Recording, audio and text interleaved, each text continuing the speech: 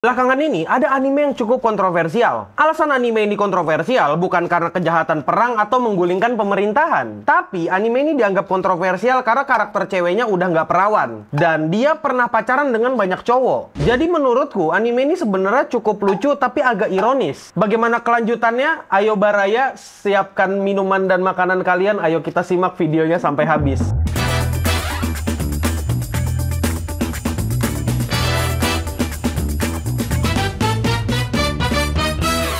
Halo para wibu denial, sekarang aku mau ngebahas anime yang judulnya Kimi Zero. Jujur, aku baru nonton animenya satu episode, dan aku agak ngerasa jengah dengan komentar orang-orang. Cerita animenya sederhana, ada cewek gyaru atau cewek gaul yang sudah punya pengalaman dalam hal cinta-cintaan. Dan akhirnya dia pacaran sama pecundang yang gak punya banyak teman. Cerita di anime ini seperti mimpi basah autor pada umumnya. Kayak ada cewek populer yang pacaran dengan no one. Yang bikin anime ini rada kontroversial adalah ada beberapa orang yang berkomentar tentang adegan yang ada di anime ini. Karakter cewek yang namanya Runa ngajak Ryuto yang baru pacaran sama dia, baru pacaran sehari langsung ngajak berkembang biak. Aku yakin kalau kita itu sama-sama sepakat kalau adegan ini ya adegan yang rada dongo sampai bikin kaget. Masa iya pembukaan adegannya langsung ngajak untuk berkembang biak? Tapi yang bikin tenggorokanku rada gatal itu bukan adegan yang itu, atau fakta bahwa Runa itu udah punya banyak mantan dan melakukan hal atau kegiatan berkembang biak dengan mantan-mantannya. Aku ngerasa kayak mataku itu diolesin sama balsam karena ngelihat beberapa komentar yang ngatain ini karakter L-word atau ya lon.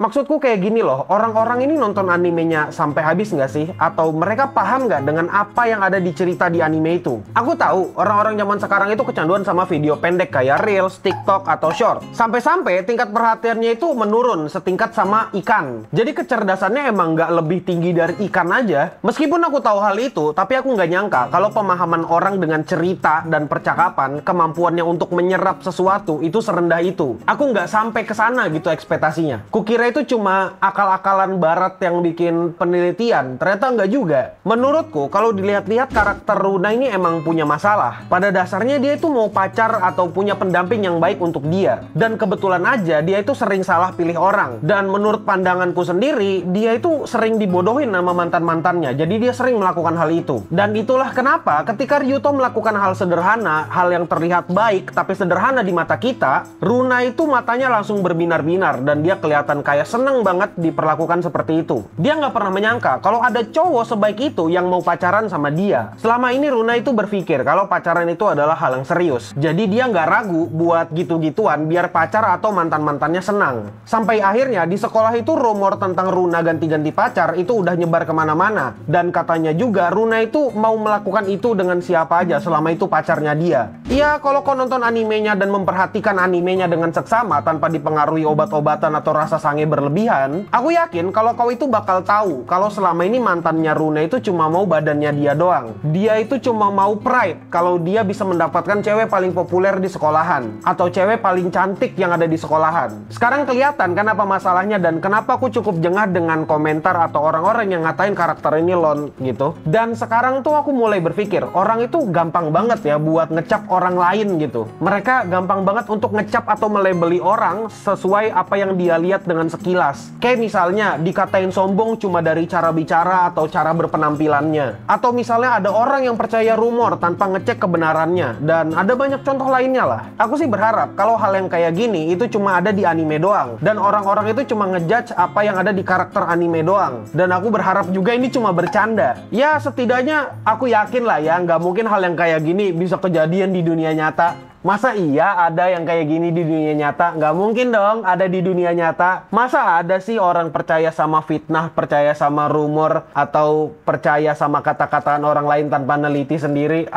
Nggak mungkin lah ada di dunia nyata. Gila kali. Kita kan manusia tinggal di Indonesia yang baik-baik, bro.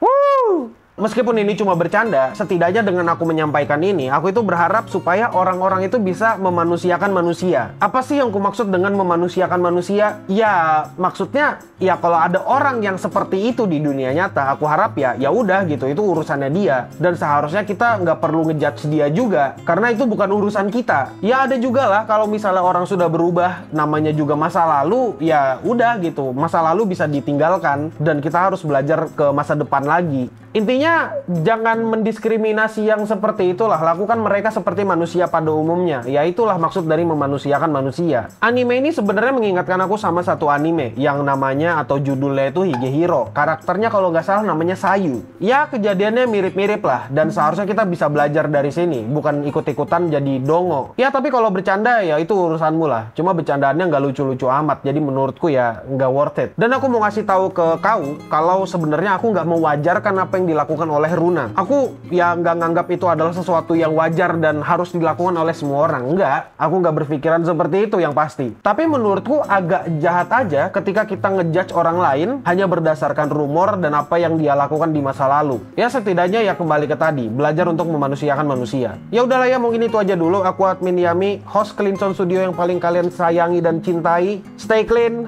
and sound.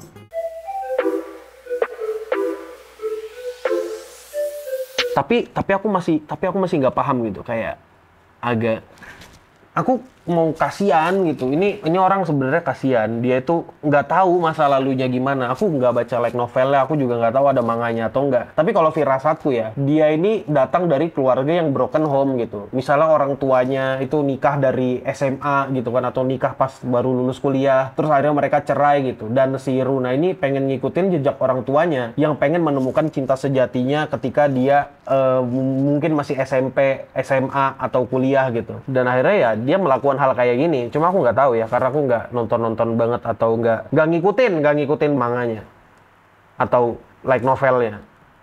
Ya kasihan lah. Biasa kan untuk menaruh simpati. Tapi kalau aku nggak punya simpati juga nggak apa-apa.